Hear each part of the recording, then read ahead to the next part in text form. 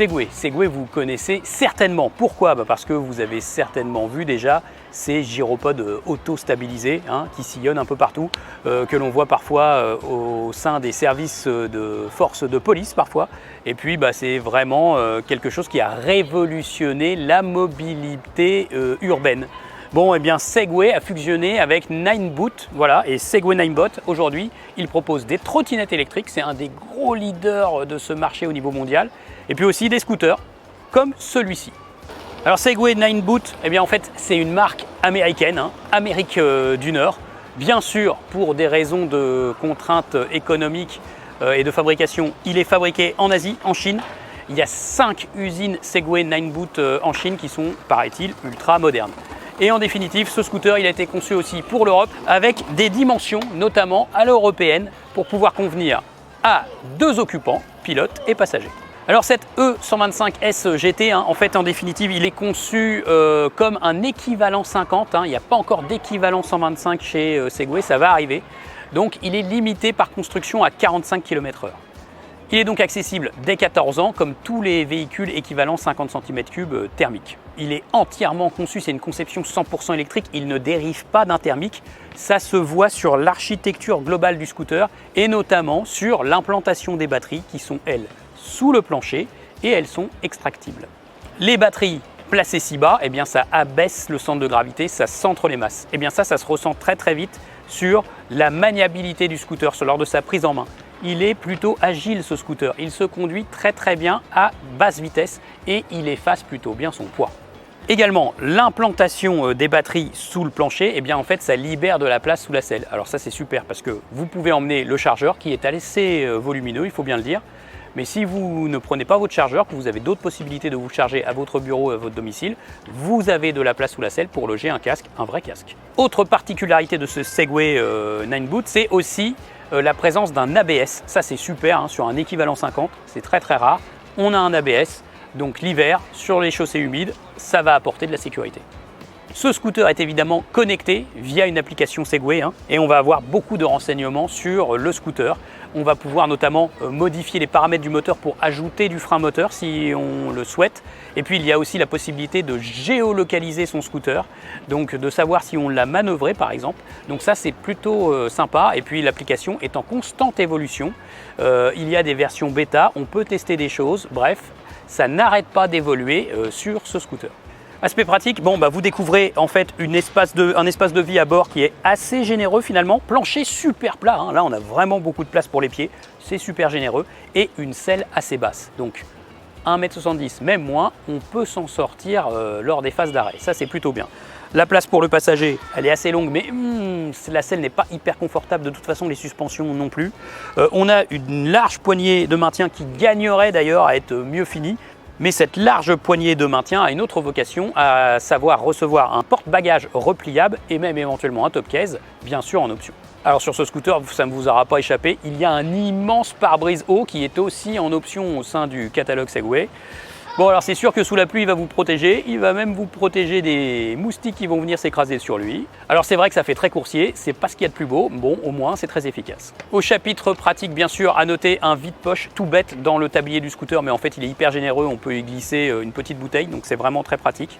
Et puis il y a toujours ce crochet aussi sur le tablier qui va permettre de loger son sac. Juste au-dessus de ce vide-poche qui malheureusement ne ferme pas, on trouve aussi une prise USB. Comme souvent sur les scooters électriques, eh bien on a un tableau de bord full LED, entièrement numérique, qui est plutôt agréable, qui est lisible de nuit, qui renseigne de toutes les informations utiles comme l'horloge bien sûr, et puis l'autonomie restante. Et puis il est très lisible même en plein soleil, ça c'est plutôt pas mal. Au niveau des commodos, on découvre la présence de warning, ultra pratique bien sûr et nécessaire en interfile. Et puis il y a même un régulateur de vitesse, ça peut servir peut-être en ville, pas tous les jours. Présentation, finition globale de ce scooter, ça va parce que de toute façon c'est un scooter qui est pas trop onéreux à l'achat. En revanche c'est vrai que Segway pourrait encore élever sa qualité de fabrication. Les poignées qui font un peu plastique, la large poignée de maintien à l'arrière, on pourrait attendre un meilleur design à ce point de vue. D'une façon générale, la concurrence de l'électrique ne va faire que se renforcer et il va falloir élever son niveau de présentation pour se démarquer des autres. À la conduite, prise en main plutôt facile grâce au centre de gravité bas, à la centralisation des masses bien sûr. Très vite, en roulant, on se rend compte que les amortisseurs, ils ont aussi leurs limites au niveau des mauvais revêtements. C'est normal de toute façon puisque c'est un poste qui coûte très cher pour les constructeurs. Et puis là, on est sur un scooter pas très cher, donc il ne fallait pas non plus s'attendre à des miracles côté qualité d'amortissement. Il y a plusieurs modes de conduite, hein, bien sûr, mode 1, 2, 3, qui apportent plus ou moins de puissance. Et puis aussi, on pourra ajuster le frein moteur, notamment via l'application. Hein. Donc, ce que l'on voit aussi, c'est que avec le mode 1, on ne va pas dépasser 25 km/h, le mode 2, on va monter un peu plus vite, 35 km/h, et le mode 3 jusqu'à 45 km/h. En fait, ce qu'on remarque, c'est que sur le mode 3, eh bien, ce scooter régule un petit peu. Hein. On a du mal à garder ce qu'on appelle en langage thermique le filet de gaz, c'est-à-dire avoir une allure constante et un fonctionnement constant du moteur. Là, il y a des petits à-coups, voilà. Donc, c'est pas très agréable. En fait, pourquoi ça? Je pense tout simplement parce que ce scooter, il ne demande qu'à accélérer plus fort et ils ont eu du mal à juguler la puissance. Voilà, donc en fait, sur le mode 2 et le mode 1, il est un peu plus constant, un peu plus agréable.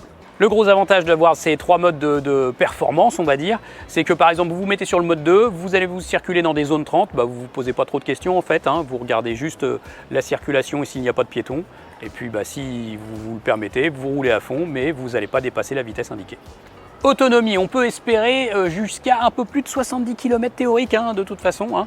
Si vous circulez toute une journée en ville, normalement vous allez dépasser assez facilement les 50 km si vous ne roulez pas toujours sur le mode le plus performant. Toujours pareil, hein, je vous le dis, hein, pour acheter un scooter électrique, il faut réfléchir à sa possibilité de se recharger chez soi, dans la rue, à son travail. Comment peut-on se recharger? Si vous avez les réponses à ces questions, si vous savez que vous n'allez pas parcourir trop de kilomètres dans la journée, eh bien la question est réglée. Vous pouvez rouler au quotidien en électrique. Le scooter Segway 9boot, évidemment, hyper silencieux en ville, donc on va déranger personne, c'est génial. Par contre, dès que vous vous arrêtez, vous redémarrez, il est pétri de petits sons de ci, de là. Ça, c'est la signature de beaucoup de scooters électriques sur le marché. Contre un peu plus de 3 600 €, vous pouvez accéder à ce scooter, hein, voilà, 100% électrique. Et puis il faudra bien vérifier aussi les aides dont vous pouvez bénéficier si vous vous logez à Paris ou en région parisienne, si vous vous logez dans une ville de province qui se montre particulièrement généreuse avec la transition écologique vers les véhicules 100% électriques. Donc regardez bien ça. Et puis Segway, c'est une grande marque de mobilité 100% électrique et de mobilité individuelle hein, entre les véhicules auto-stabilisés et puis les trottinettes électriques. Donc maintenant, ils s'intéressent au marché du scooter. Ils ne vont faire que se développer sur ce marché. Et même si nous n'en sommes finalement qu'au tout début de l'histoire du scooter 100% électrique chez Segway, ne croyez pas que ce modèle soit vraiment un brouillon. Il est déjà quand même abouti.